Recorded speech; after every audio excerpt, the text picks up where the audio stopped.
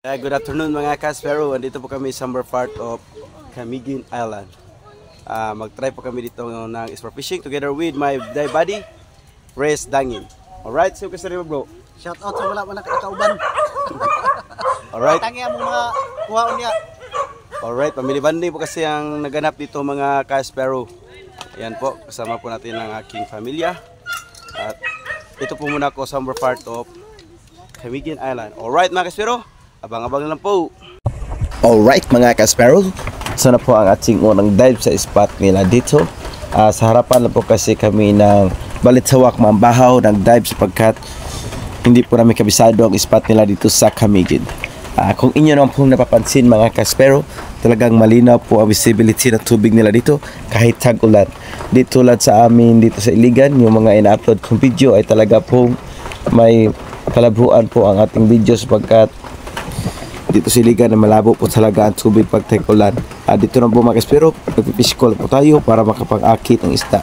Ayan na po, parating po isang labahita at tinatawag namin ng bulaw. Yung kasing uri ng sardine fish o surahan ang manambulaw. Yan po ang ating pinili.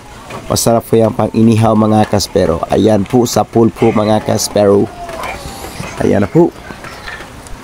Sure ng ating pang inihaw nito mga Kaspero. At pabalik na po ako sa ibabaw na bahagi ng surface mga Kaspero para makapag-relax at makakuha ng hangin. Alright mga Kaspero, masarap na din po yan pang inihaw na uri ng isda. At medyo may kalaliman po ang mga spot dito mga Kaspero sapagkat sa mababang bahagi ay medyo wala na tayo nakikita ng mga isda na pwedeng panain. Kaya medyo nagpalalim tayo ng kaunti mga Kaspero. At yan ang ating unang isda, ang manambulaw tawagin sa amin dito. Alright, masarap na uri ng isda pang inihaw. Yan na po ang ating unang isda sa pag-dive niyan. Alright.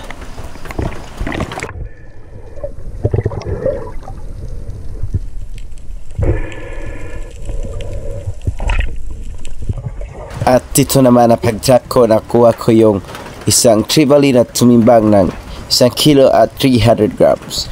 Good size na din po mga Kaspero. At yun po ang ating ginawang tinola. Masarap kasi yun.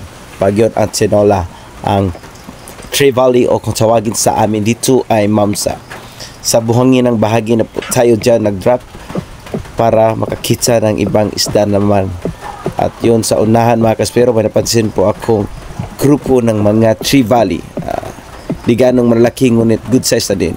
Kaya ang ginawa ko dyan para sila ay maakit, nag-sandusting at fish calling technique pa rin yung beatbox style ko. At yan na po mga Kaspero, may naakit na po at lumapit. At ayan po sa pool mga Kaspero, tignan po natin sa replay. Ayan po siya, curious na curious, kaya natamaan na din natin. Isang good size na trevally na masarap pang tinola. Alright mga Kaspero, yan po ang ating pangalawang isda. Sapagkat yung pangatlo nating isda sana mga Kaspero ay daplis lang po. Tignan nyo na lang po sa video mga Kaspero.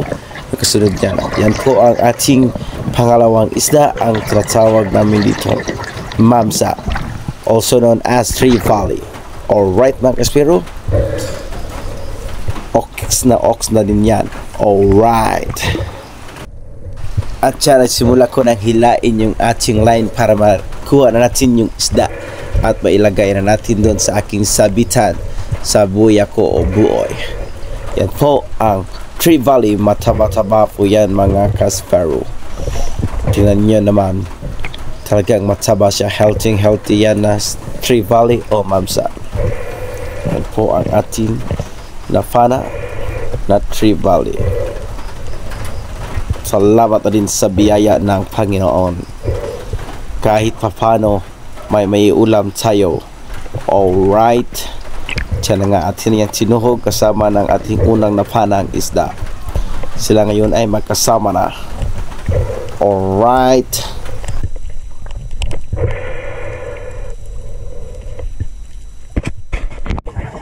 At sa pagsisid naman ito mga Kaspero, dito na sana natin nakuha yung ating pangatlong isda.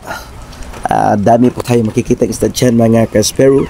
May mga parrot fish, labahita o sardine fish, at yung manambulaw na kasing uri ng tinatawag lang surahan. Dami po dyan mga kaspero sa pagsisid natin.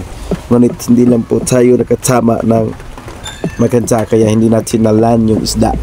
Ayan po mga kaspero, fish calling technique pa rin po ang aking ginagamit para makapag-akit ng mga isda. At siya na po di kalaunan, nagsilapitan na po yung iba't ibang uri ng isda na attract na po sa ating fish calling technique. Kaya naghahanap ako ng anong masarap na pang-ulam. Yan po, sandastig pa rin, isa sa ating pamamaraan. At nang nakakita na po ako ng medyo malaking labahita at yun na po ang aking inim. Ayan po mga kaspero, ayun, hindi po natin natamaan. Tapos lang po yan pagkasama mga kaspero, dami sanang isda. Yan po ang pinili ko para pang nagdag sa pang-inihaw sana. Alright. Better luck next time na lang po mga kaspero. At kahit pa paano may dalawa naman tayong isda na pang-ulam. At pabalik na po tayo sa itaas mga kaspero para makapag-relax at uwi na din sapagkat ox na din yan at si huli mga kaspero. Masarap na din yan para pananghalian. Alright. Kahit pa paano may uwi naman tayo para pang pananghalian. Alright. Bro, ano huli mo bro? Mariyara sa piyohoy. Hoy, batalay mga Timingan ko to nga, mingaw sa tuwang area. mga 2 kilos. Pero kita, ano nakita mo? Rumpe. Tibet ko mga 25 or 20 kilos. Alright, Ayaw lumapit. sayang. Ayan tayo. Kaya mga kaspero ako.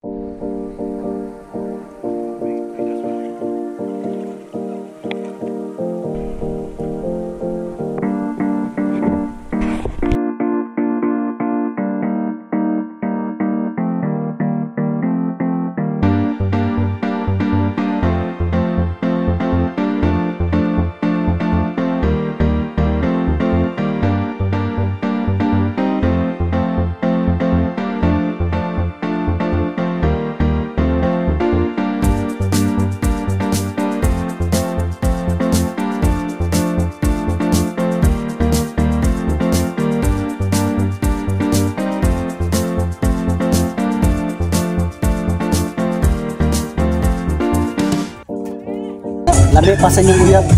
Wala pala.